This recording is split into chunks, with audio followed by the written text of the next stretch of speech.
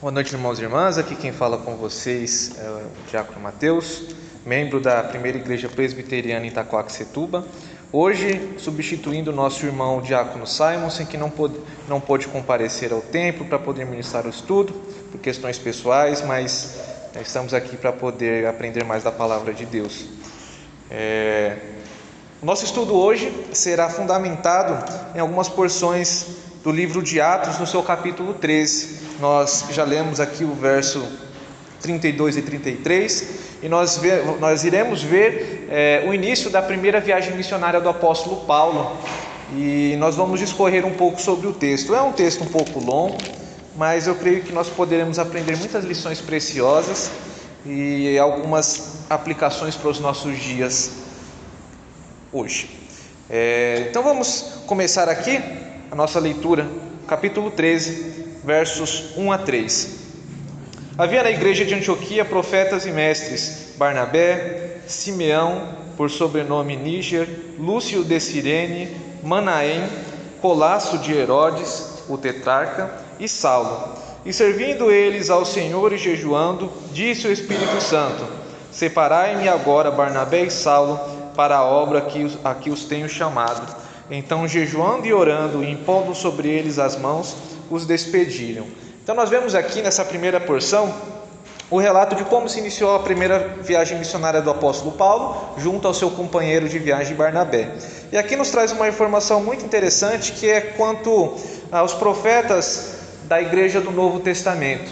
A nossa igreja entende que os dons extraordinários, os dons do Espírito Santo extraordinários, como o dom de línguas, o dom de curas e outros dons que são citados no Novo Testamento, eles não mais têm a sua presença abundante como era na igreja, eles cessaram, até porque o propósito desses dons era a fundamentação da igreja, era mostrar que Deus estava dando crédito à obra dos apóstolos. Tanto é que um exemplo que nós podemos ter por claro é principalmente sobre o dom de línguas, quando nós vemos ele iniciando no capítulo 2 de Atos, onde as pessoas veem que Deus havia agora batizado, ou seja, tinha enviado o seu Espírito Consolador para estar junto com a igreja, através daqueles apóstolos e aqueles discípulos falarem novas línguas, idiomas. O texto fala sobre idiomas, muitos pensam que são línguas angelicais, mas os estudiosos têm quase o consenso certo que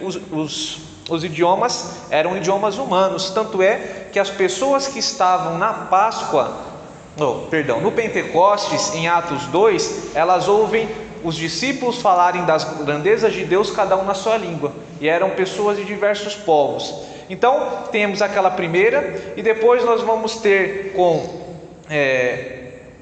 Cornélio e sua casa, gentil, mostrando que a igreja estava se expandindo. E depois nós temos com os samaritanos e alguns discípulos de João, que ao receberem uma oração do apóstolo Paulo e pusendo a mão sobre eles, eles receberam o Espírito. Nós vemos que tinha uma fundamentação clara, que era mostrar que Deus estava não mais restringindo a revelação ao povo de Israel, mas também alcançando as pessoas na Judéia, na Samaria, até os confins da terra, conforme a promessa de Jesus Cristo. O dom de profecia não é diferente, mas nós podemos ver aqui que esses chamados profetas provavelmente tinham dois tipos: aqueles que faziam profecias para os seus dias, por exemplo, o profeta Ágabo, que predisse, que a gente vai ver, conforme veremos, previu uma grande fome, e também os profetas que traziam novas revelações pautadas no ensino do Antigo Testamento. Hoje nós temos a Sagrada Escritura completa, nós não precisamos dessas novas revelações. Deus é o mesmo? Sim. Ele pode trazer sonhos, pode trazer outras coisas às pessoas? Sim. Mas isso não é tão comum quanto era no Novo Testamento, principalmente no que tange aos dons do Espírito Santo. Dois desses profetas eram Saulo e Barnabé.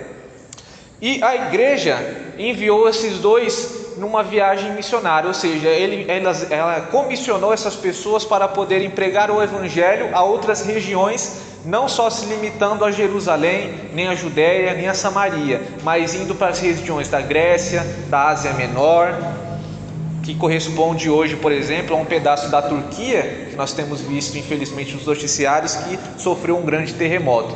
Mais ou menos essas regiões. Por quê? Porque lembremos que o Evangelho não havia se estendido aos 4 cantos da terra, ele estava em fase inicial, ele estava em fase de propagação. E aqui nós vemos que a igreja jejuou, orou e impôs as mãos, e assim os enviaram para essa viagem.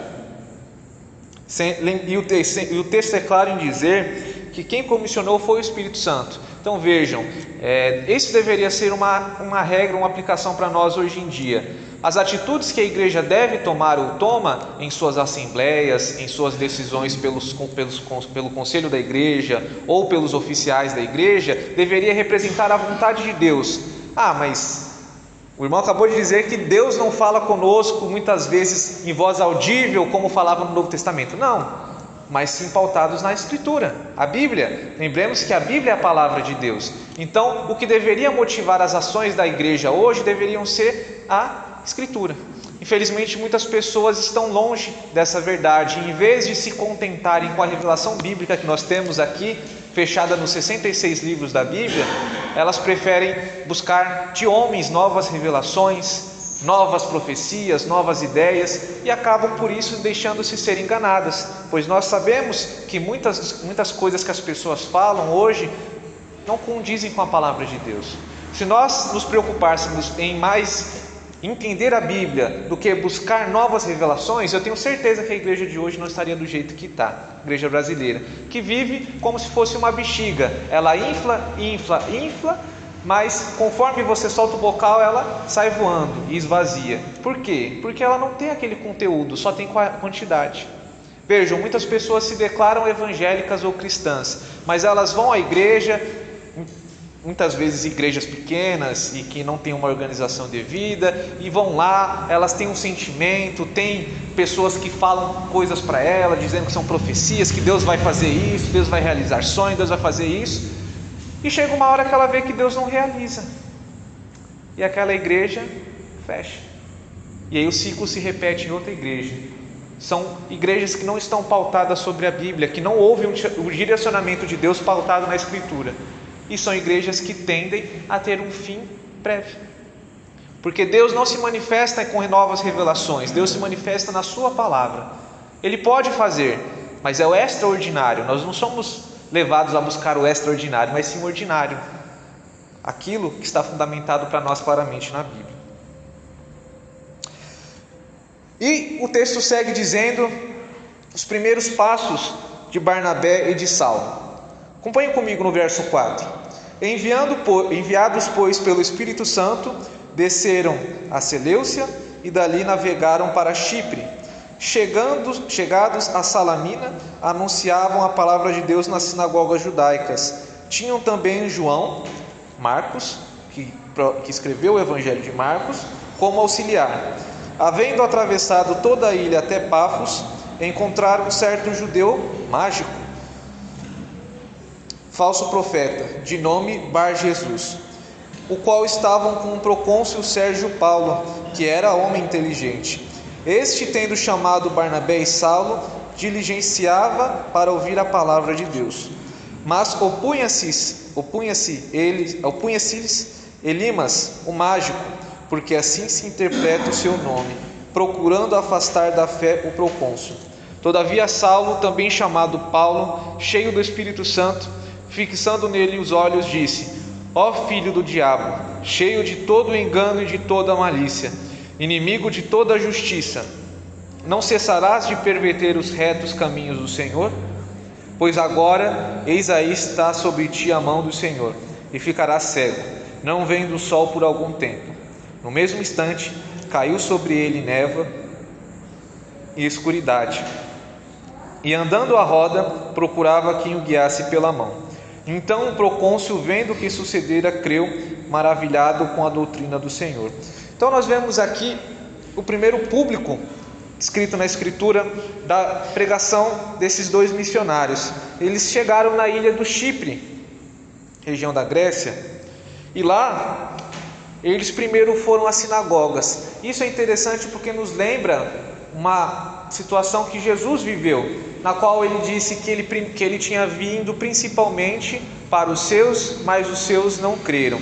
Então lembremos, Deus fez a promessa a Abraão, que dele viria a semente, ou o Salvador, que pisaria a cabeça da serpente, retratando lá a promessa feita a Adão e Eva, que da multidão dos seus filhos viria o Messias. O Messias veio, e o Messias tinha uma preocupação, nosso Senhor Jesus, especial com o povo judeu. Lembremos que o próprio Senhor Jesus era judeu, e que o povo da aliança do Antigo Testamento eram os judeus. Contudo, muitos dos seus não creram nele. Tanto é que Jesus foi crucificado não por romanos, não por gregos, mas pelos judeus. Então, isso vai vir à tona mais para frente, mas agora nos mostra que Paulo e Barnabé tinham uma preocupação pautada no ensino que eles receberam, de primeiro procurar os judeus, as ovelhas perdidas da casa de Israel. E eles sempre faziam isso, eles iam para uma nova cidade, iam até a sinagoga, pregavam ou proclamavam o Messias como Jesus, quando tinham a oportunidade de falar na sinagoga. Contudo, muitas vezes as pessoas não aceitavam. Aqui nós vemos que eles foram até as sinagogas e eles tinham João. Esse João aqui provavelmente é o João Marcos, que escreveu o Evangelho de Marcos. O texto mais para frente vai, no verso 13, 14 e 15, vai nos falar o sobrenome dele, Marcos, dizendo que ele vai se afastar da presença de Paulo e Barnabé. E aí eles chegaram até a região de Pafos e encontraram um certo judeu mágico, falso profeta, de nome Bar Jesus. Esse judeu aqui provavelmente era alguém que fazia encantamentos, que procurava através de certas ilusões convencer as pessoas de suas palavras. Não era incomum. Lembremos, por exemplo, do caso de Simão, o mágico. Então nós não temos só esse caso, nós temos outro caso que nos ilustra o quanto era comum a presença de certas pessoas que diziam ter novas revelações, que diziam ter palavras vindas direto de Deus e que faziam sinais por meio disso. Mas o texto deixa claro para nós que ele era um falso profeta. Não nos dá um motivo, não sabemos o que ele proclamava, mas sabemos que ele era um falso profeta. E ele estava com o procônsul Sérgio Paulo. Lembremos que o apóstolo Paulo, ele está fazendo essa viagem no período do Império Romano. O Império Romano tinha o seu sistema de organização. Um deles era destinar governadores para certas províncias das regiões que o Império Romano dominava. E um dos títulos desses governadores era o procônsul. Então, Sérgio Paulo, procônsul ou governador, que era homem inteligente. E ele estava interessado em ouvir a mensagem de Paulo. O texto não nos fala se ele tinha conhecimento das Sagradas Escrituras do Antigo Testamento. Talvez sim, porque esse Elimas, mágico, diz o texto que ele era judeu. Talvez ele conversava com esse procônsul sobre o Antigo Testamento. Mas o que nos diz o texto que é mais relevante é que ele estava atento para ouvir a palavra de Deus que os apóstolos, porque o próprio Barnabé vai ser chamado de apóstolo, não porque ele era um dos 12, mas porque o termo apóstolo ele está intercambiado com o termo missionário. Então muitos missionários registrados no livro de Atos, nas cartas de Paulo, eles são chamados de apóstolos, não porque eles tinham um dom de apóstolo conforme os 12 e Paulo tiveram, mas porque eles eram missionários. É um termo intercambiável que a gente vai encontrar no livro de Atos. Mas então os apóstolos, eles pregavam a palavra de Deus e o procônsul Sérgio Paulo estava atento para ouvir. Contudo, nós vemos que esse falso profeta Elimas procurava afastar da fé o procônsul. Então veja que interessante, uma das coisas que um falso profeta faz é afastar as pessoas de ouvir a verdade da palavra de Deus. Isso é uma realidade tanto no Novo Testamento, nessa ocasião, em diversas outras também, mas para nós hoje, muitas pessoas que se dizem cristãs, que se dizem seguidoras de Jesus, nada mais são do que falsos profetas, lobos, ou seja, pessoas que estão no meio das ovelhas, tentando enganar o máximo de gente possível para seguir as suas ideias. E por que fariam isso? Nós podemos ver vários motivos hoje. Quantos não vendem a fé em troco de dinheiro? A semelhança de Judas, que traiu Jesus Cristo por 30 moedas. Muitas pessoas pregam o evangelho chamado da teologia da prosperidade, que é uma falsa teologia, que diz que você tem todo o direito de ter todos os bens materiais dessa vida, porque a Deus pertence ouro, a prata, e Ele prometeu que vai entregar a você. Bem, eu já li a Bíblia inteira e nunca encontrei essa promessa dita, só se eles tiveram uma nova revelação que eu não conheço, né? Vai saber. Mas o ponto é, muitas pessoas se dizem cristãs e não demonstram conteúdo bíblico verdadeiro, não demonstram frutos. Para com essas a gente deve tomar cuidado, porque o único propósito delas é afastar as pessoas que não conhecem o evangelho, ou até mesmo os fiéis da verdade da Bíblia. São pessoas que dizem que se você entregar o seu dinheiro você vai receber mais de Deus. São pessoas que dizem que tudo o que importa é que você sirva a Deus com todo o seu coração, que você não vai passar nenhum problema. Que as pessoas que dizem que você não precisa estudar a sua Bíblia em casa, porque elas vão te dar a revelação direto do céu. Irmãos, são pessoas extremamente perigosas, que a exemplo de Elimas, poderiam ser chamadas de filho do diabo, porque fazem a vontade do diabo, que é mentir, quer enganar, que é levar essas pessoas para o caminho de morte. Tomemos cuidado com essas pessoas. Nós temos aqui um exemplo da reação do apóstolo Paulo para com eles. No verso 9, nós vemos que Paulo olhou para ele e no 10 disse: filho do diabo, cheio de todo engano e malícia, inimigo de toda a verdade, não cessarás de perverter os retos caminhos do Senhor? Muitas vezes nós seremos chamados a confrontar essas pessoas com a verdade da Bíblia. Não quer dizer que nós somos chamados a gerar conflitos. Vejam bem, essa pessoa era uma pessoa que conhecia provavelmente o Antigo Testamento e que iria perverter o ensino para enganar as pessoas, conforme a vontade que ele tinha. Essas pessoas que hoje seguem esse exemplo também deveriam receber essa repreensão. Mas dificilmente nós teremos acesso a elas. A quem nós teremos acesso? As pessoas simples que estão sendo enganadas por essas pessoas. É aquela pessoa que entregou todo o seu dinheiro na igreja, entre aspas, na igreja, e voltou sem nada, porque viu que essas pessoas eram charlatões. Será que a nossa atitude deveria ser de confrontação ou deveria ser de amor?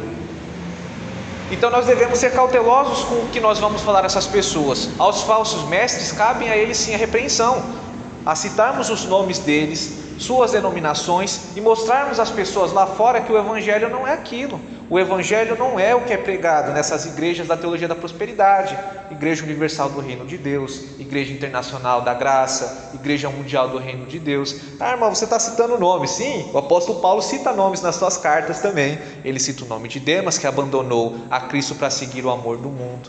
Ele cita o nome de diversas outras pessoas que abandonaram o caminho de Cristo para seguir seus enganos. E aqui nos é apresentado o nome dele. Não estou sendo antiético, estou simplesmente informando que há muitas pessoas que se dizem cristãs, mas que estão longe do conteúdo da Bíblia.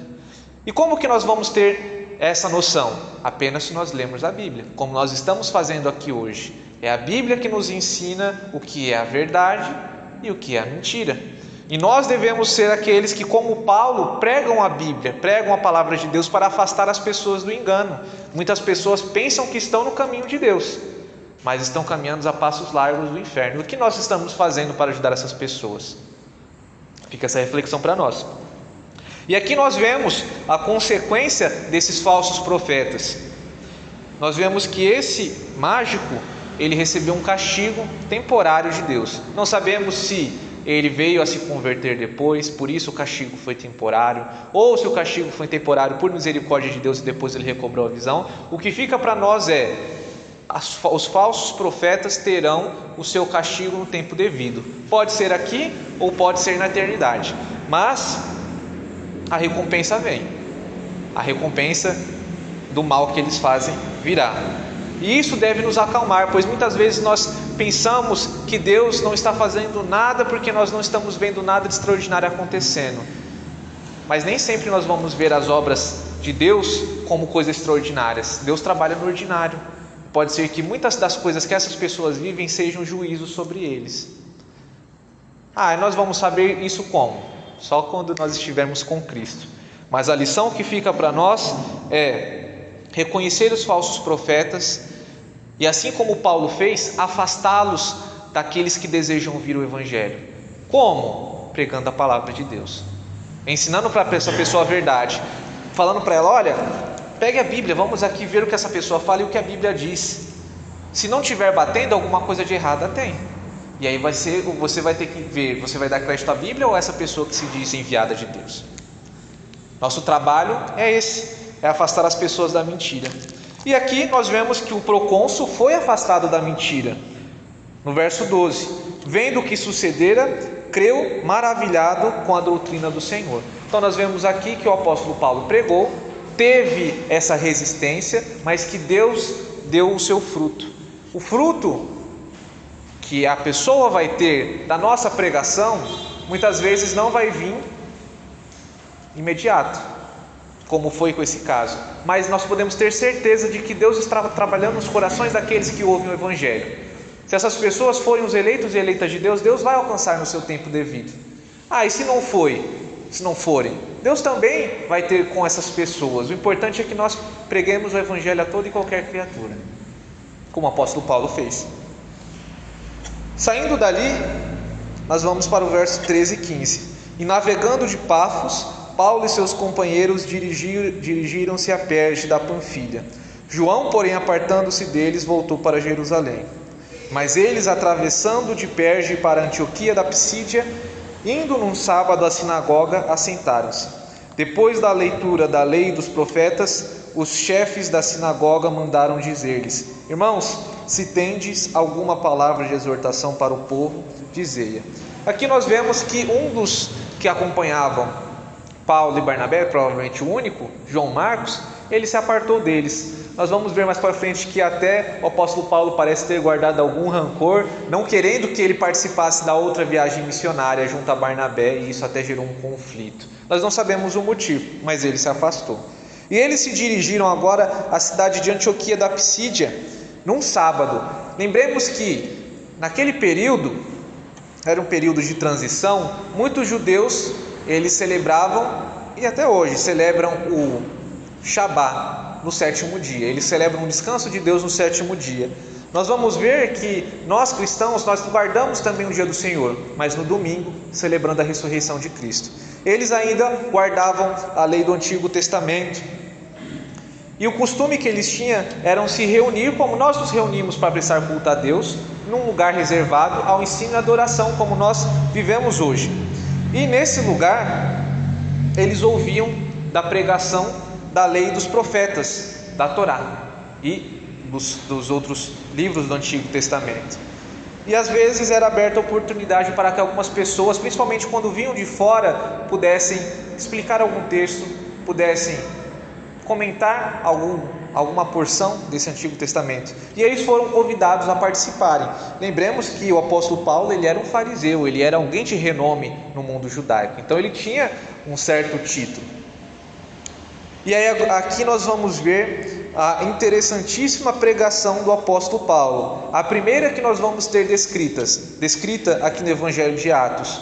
Nós já vimos uma pregação de Pedro, nós já vimos outra pregação de Pedro lá com Cornélio, a outra sendo no dia de Pentecostes, os capítulos 2 e 3 de Atos, mas agora nós temos a pregação de Paulo. E olha que interessante, verso 16: Paulo, levantando-se e fazendo com a mão sinal de silêncio, disse: varões israelitas e vós outros que também temeis a Deus, ouvi.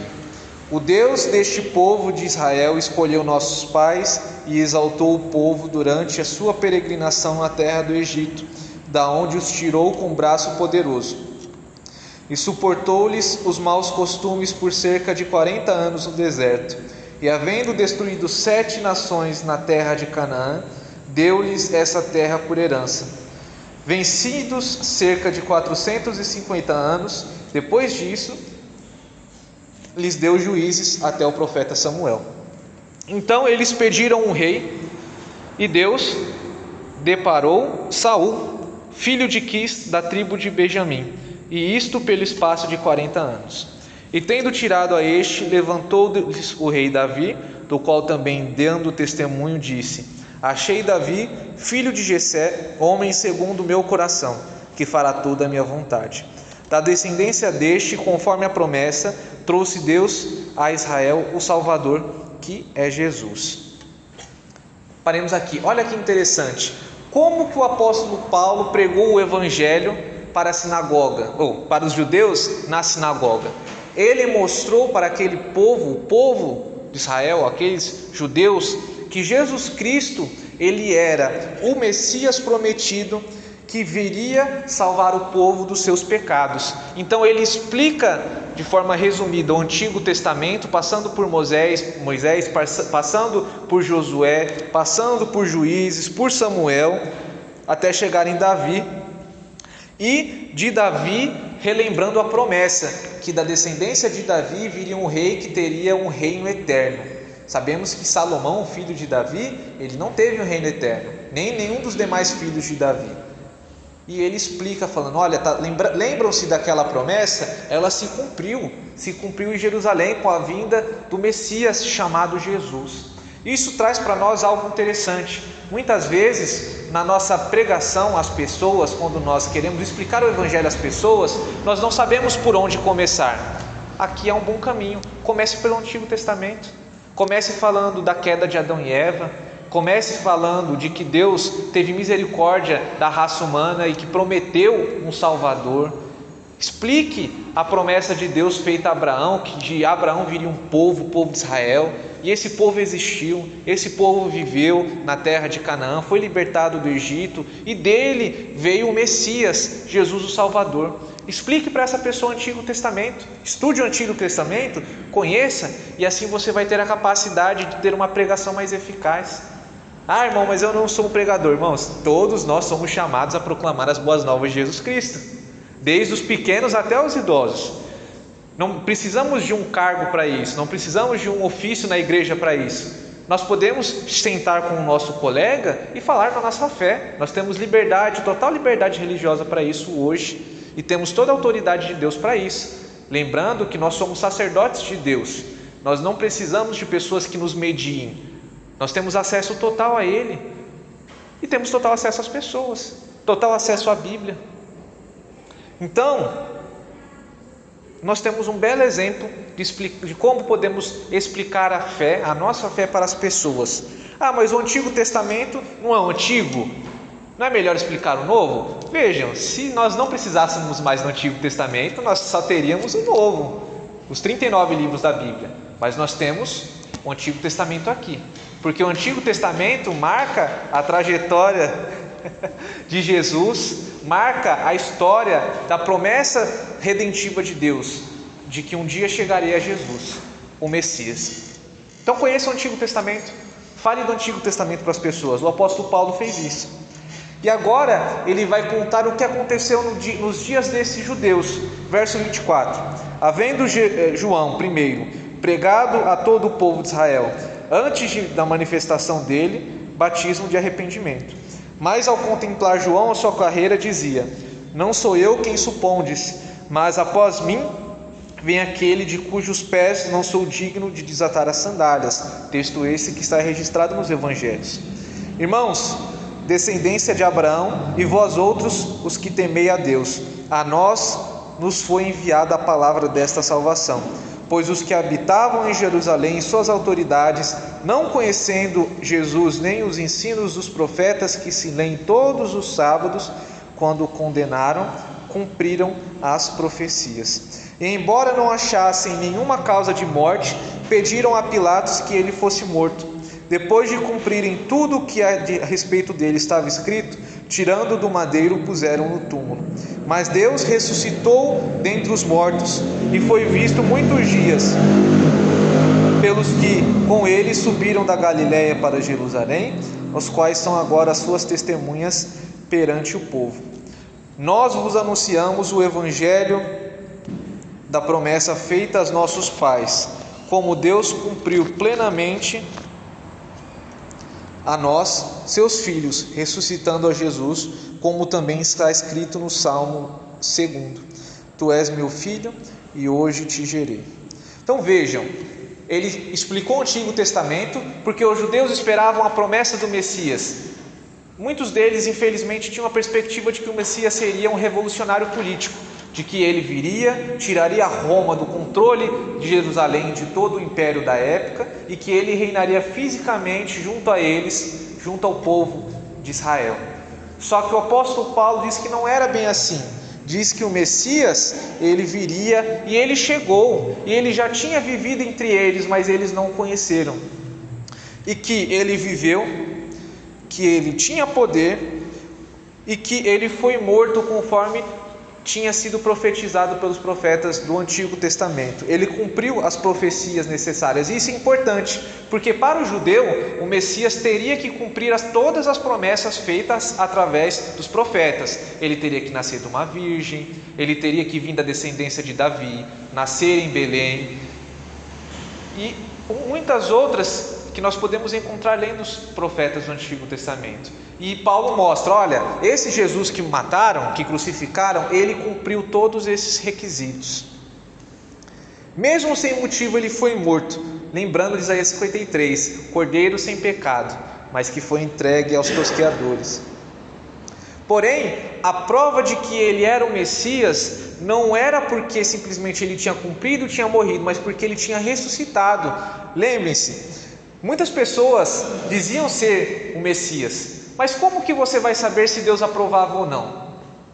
Lembrando que o Messias, ele iria morrer e iria ser ressuscitado ao terceiro dia, conforme as profecias do Antigo Testamento. A prova de que Deus aceitou o sacrifício de Jesus pelos pecados do povo é o fato de Jesus ter sido ressurreto ao terceiro dia, pois senão ele seria só mais um judeu revolucionário que teria sido morto e entraria para a história. Mas nós vemos aqui que ele ressuscitou e que havia muitas testemunhas para confirmar o que eles estavam dizendo. E ele cumpriu o que estava escrito no Salmo 2: Tu és meu filho e eu hoje te gerei. No sentido de que Jesus tinha recebido todo o poder no céu e na terra após a sua ressurreição. Ele agora seria levado, quando foi entronizado aos céus, e governaria à destra de Deus até que chegasse a consumação de todas as coisas. Ele haveria de ser entronizado. E nós vemos aqui ainda, no verso 34 e 35, que o salmista diz que o Messias não veria corrupção. E ele explica dizendo, olha, Jesus, ao contrário de Davi, nos versos 36 e 37, ressuscitou. Ele não permaneceu no túmulo e não foi decomposto pelos bichos que decompõem os corpos, os diversos micróbios, bactérias e vermes. Ele ressuscitou, o seu corpo não foi computado naquela corrupção. Isso é a prova de que ele é o Messias, porque Deus o ressuscitou.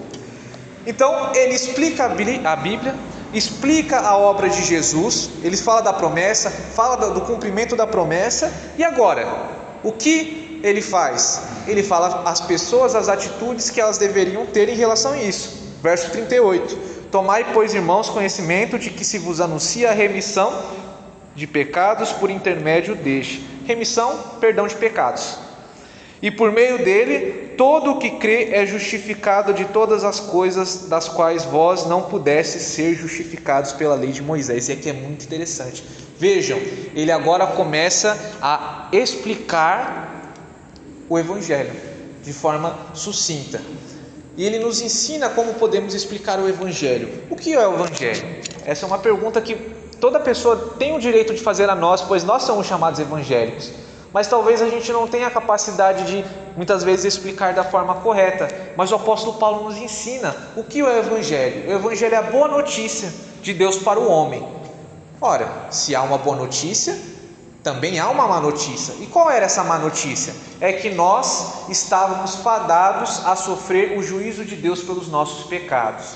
E aí nós nos lembramos de Adão e Eva, que eles quebraram a lei de Deus, que eles nos representavam diante de Deus, e Deus nos enxergava como sendo representados por Ele. Mesma coisa do nosso país hoje. As nações nos enxergam conforme a representação dos nossos líderes. Se o nosso país declara guerra, Nós sofremos, mas quem tomou atitude são os representantes. É a mesma coisa. Adão e Eva pecaram e nós sofremos as consequências dos seus pecados, pois nós temos eles por representante. E qual que é a consequência do pecado? É a morte. Em Romanos nós lemos, o salário do pecado é a morte, tanto física quanto espiritual, principalmente, que é o afastamento do ser humano com Deus. Então o ser humano natural, ele está afastado de Deus, porque ele não pode ter comunhão com um Deus santo sendo ele pecador. As mãos deles, as nossas mãos, antes de termos um encontro com Jesus, estão manchadas de sangue, de culpa. E o que nós merecemos? O inferno. Ah, irmão, mas isso é muito duro. Mas é a verdade, você tem que dizer para a pessoa a verdade. Nosso mal hoje é querer amaciar muitas pessoas. As pessoas estão indo todas confortáveis para o inferno. A diferença é que elas vão confortáveis. É a mesma coisa do médico que sabe que uma pessoa tem câncer, fez o diagnóstico, aí fala: não, eu não vou falar para essa pessoa que ela tem câncer, eu tenho dó dela, ela vai sofrer muito. Irmãos, se você tivesse uma notícia terrível dessa, você não queria saber que você tem esse problema e assim poder buscar um tratamento? Esse é um meio natural para as pessoas também. Então a humanidade está perdida nos seus delitos e pecados, totalmente mortos para Deus. E essa é a má notícia. Agora eu posso apresentar a boa. E qual que é a boa? A boa é que Deus teve compaixão do ser humano e enviou o seu Filho, nascido de mulher, vivendo toda a lei de forma completa, porque para alguém ter redenção e poder viver no céu, essa pessoa teria que cumprir cada palavra do Antigo Testamento. E aí está mais um problema que nós temos. Nós, além de termos a culpa do pecado de Adão e Eva, pecado original, nós também temos a culpa dos nossos próprios pecados, porque a nossa natureza, ela está inclinada a fazer tudo que é tipo de maldade. Ah, irmão, mas isso é muito sério, mas tem tantas pessoas que fazem o bem, que ajudam e tudo mais. Tudo bem, graças a Deus, Deus concede às pessoas a oportunidade de fazer o bem. Mas vejam, todas as nossas melhores obras, elas são manchadas pelo pecado. O profeta Isaías nos dá uma noção disso, dizendo que as nossas obras são como trapos de imundícia, que eram os panos utilizados pelas mulheres do Antigo Testamento para cumprir a função do absorvente feminino hoje. Então veja, para Deus, nós somos como esses trapos. Ah, mas isso é muito duro, irmão. Sim, é muito duro, mas é uma realidade que a Bíblia traz, de Gênesis a Apocalipse. Nós somos pecadores, nós não temos a capacidade de sermos salvos pelas nossas obras. Então o que Deus faz? Deus decide nos salvar pela sua obra através de Jesus Cristo. Ele envia Jesus Cristo, Ele nasce, vive uma vida perfeita segundo a lei, morre em nosso lugar, levando toda aquela punição que era para nós, como se Ele fosse aquele que nos colocasse, que se colocasse no nosso lugar para receber uma sentença de morte. Pelos nossos crimes, Jesus ofereceu-se como sacrifício pelos nossos crimes. E Deus manifesta a aceitação do sacrifício de Jesus, o ressuscitando dos mortos ao terceiro dia. Então Jesus ressuscita e sobe aos céus, e agora Ele se torna o quê? Um mediador entre Deus e os homens, dando o poder para todo aquele que nele crê de ser chamado filho de Deus, de ter aquela comunhão restabelecida com Deus. Vejam, isso é o Evangelho, é a mensagem de Deus, a boa notícia de que Deus reconcilia pecadores consigo através de Jesus Cristo. Nossa, irmão, mas isso é muito complexo, o irmão está falando isso, é difícil. Irmão, pode soar difícil, mas se você e eu lermos a Bíblia todo dia e repetirmos essa mensagem para nós mesmos, nós vamos ter a capacidade dada por Deus de explicar às pessoas, mesmo que seja de uma forma simples, falando: olha, amigo, amiga, eu tenho uma mensagem para você, eu queria conversar com você sobre a minha fé, eu creio isso, e creio que Jesus tem o poder de te salvar dos seus pecados. As pessoas têm todo o direito de terem a reação que quiserem a essa mensagem, mas nós também temos o direito e a obrigação de levar essa mensagem a essas pessoas. Elas podem se recusar a nos ouvir, elas podem nos denunciar como perseguição religiosa, o que for. Infelizmente hoje em dia os rumos estão seguindo assim, mas nós fizemos a nossa parte, e é por meio dessa mensagem que Deus salva os pecadores. Nós somos instrumentos dele para isso. Não é só o nosso pastor que prega aqui domingo após domingo. Não é só o irmão que vem dar o estudo de quarta-feira ou o professor de escola dominical. Somos nós, igreja, cada criança, cada homem, cada mulher que vive a sua vida comum, que vive a sua vida para a glória de Deus. Somos nós que devemos levar a mensagem do Evangelho para essas pessoas, assim como o apóstolo Paulo. E ele nos ensinou dizendo, tudo isso que eu falei, olha aqui, ele fala sobre justificação, remissão de pecados, fala de justificação pela fé e fala da incapacidade de ser justificado pela lei de Moisés. Foi tudo isso aqui que eu falei para vocês. É tudo isso que nós falamos domingo após domingo, estudo após estudo. Nós temos que ter muito bem esclarecido para nós o que é evangelho. Do contrário, como nós podemos nos declarar evangélicos? Irmão, então o que eu vou fazer? Eu não entendo, eu não... Continue perseverando nos estudos.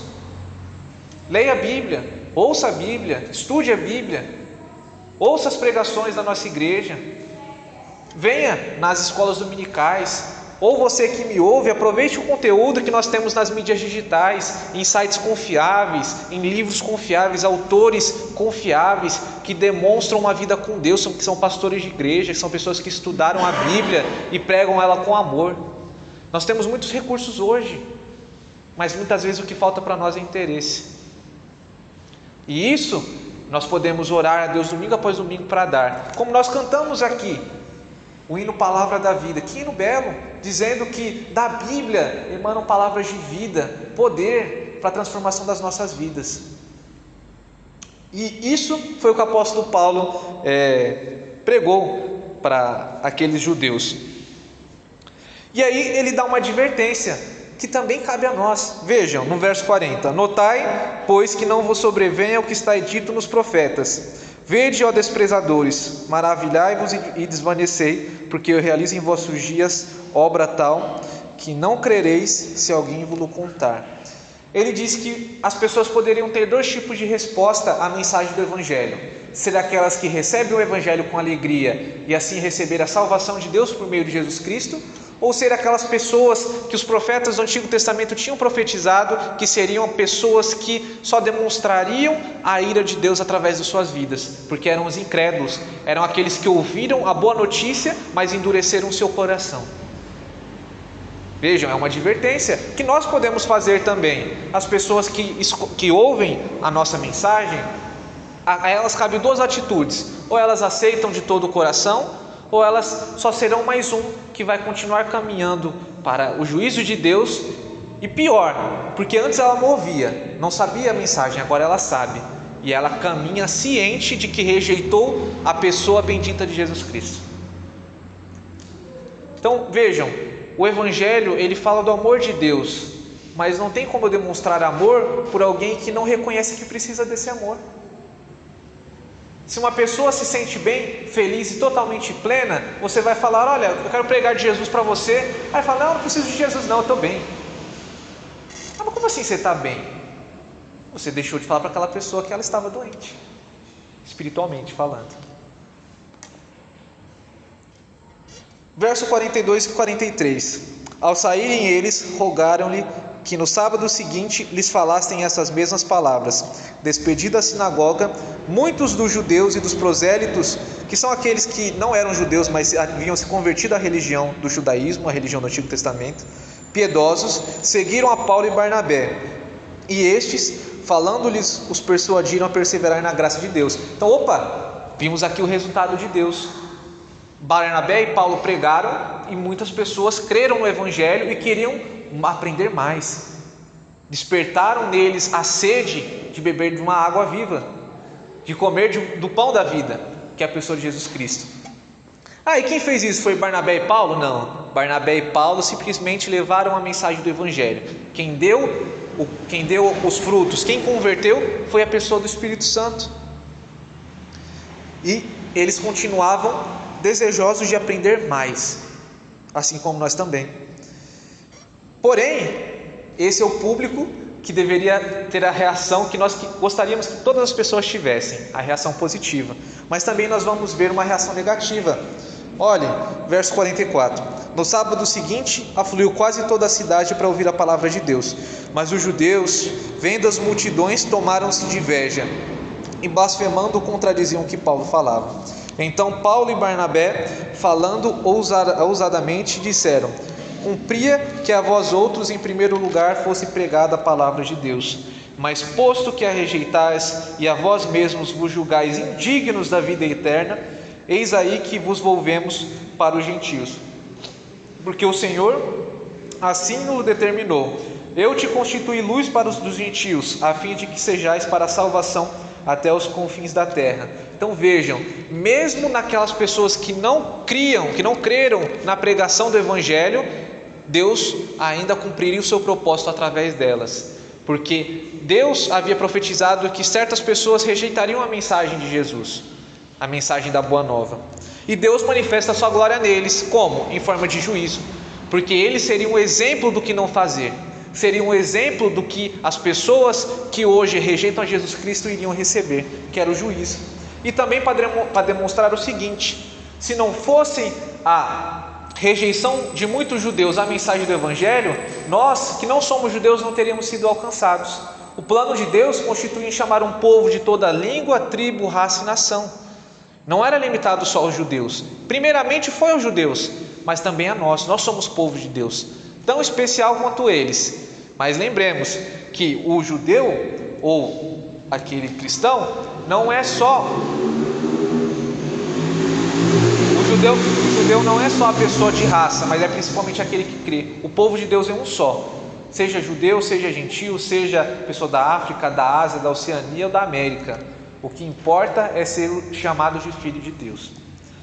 E ele vai continuar dizendo: os gentios, ouvindo isso, se regozijavam e glorificavam a palavra de Deus, do Senhor, e creram todos os que haviam sido destinados para a vida eterna.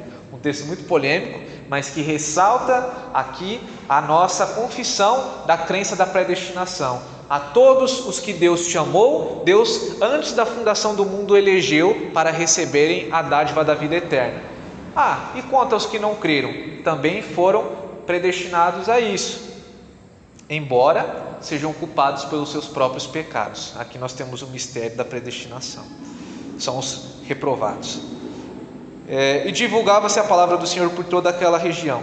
Mas os judeus instigaram as mulheres piedosas de alta posição e os principais da cidade a levantarem perseguição contra Paulo e Barnabé, expulsando-os do seu território. E estes, sacudindo contra aqueles o pó dos pés, partiram para Icônio. Os discípulos, porém, transbordavam de alegria e do Espírito Santo. Então aqui nós vemos o fim, pelo menos por enquanto, desse primeiro bloco da viagem missionária do apóstolo Paulo. E aqui nós vimos muitas lições preciosas para nós, mas o que eu queria deixar enfatizado aqui aos irmãos é a necessidade que nós temos hoje de conhecermos o Evangelho e de podermos explicar a todo aquele que nos pergunta, ou a todo aquele que nós temos a oportunidade de falar, mesmo que não perguntou, mas que esteja disposto a ouvir. Muitas pessoas carecem, irmãos, de conhecer o verdadeiro Evangelho. Mas nós vivemos num país cristão. Lembre-se, nosso país, ele, na teoria, é um estado laico. E muitas pessoas podem se dizer cristãs, mas simplesmente são pessoas que vão à igreja e não entenderam a mensagem do Evangelho ainda. E nós temos a tarefa hoje de sermos mensageiros de Deus, arautos do Rei, de proclamar a verdade do Evangelho a essas pessoas. São pessoas que necessitam de salvação, pessoas que necessitam do consolo que Cristo dá. E nós precisamos conhecer a palavra de Deus para poder pregar a elas. E eu termino dizendo o seguinte: irmãos, vejam, muitas vezes nós somos tímidos ao falar da nossa fé com as pessoas, pensando que o fruto vem de nós mesmos, vem daquilo que nós fazemos. Mas lembre-se sempre, quem irá regenerar as pessoas, quem irá convencer da verdade, do juízo e da justiça, é a pessoa bendita do Espírito Santo. A nós cabe pregar o Evangelho. E a quem cabe converter? O próprio Deus. Isso deve nos trazer consolo, porque nós vamos muitas vezes pregar e vamos receber a mesma recompensa que o apóstolo Paulo teve: perseguição. Ele foi expulso, se vocês continuarem lendo, de algumas cidades. Eles foram apedrejados. O apóstolo Paulo diz que recebeu muitas marcas em seu corpo por causa do Evangelho. E muitas vezes nós vamos receber isso.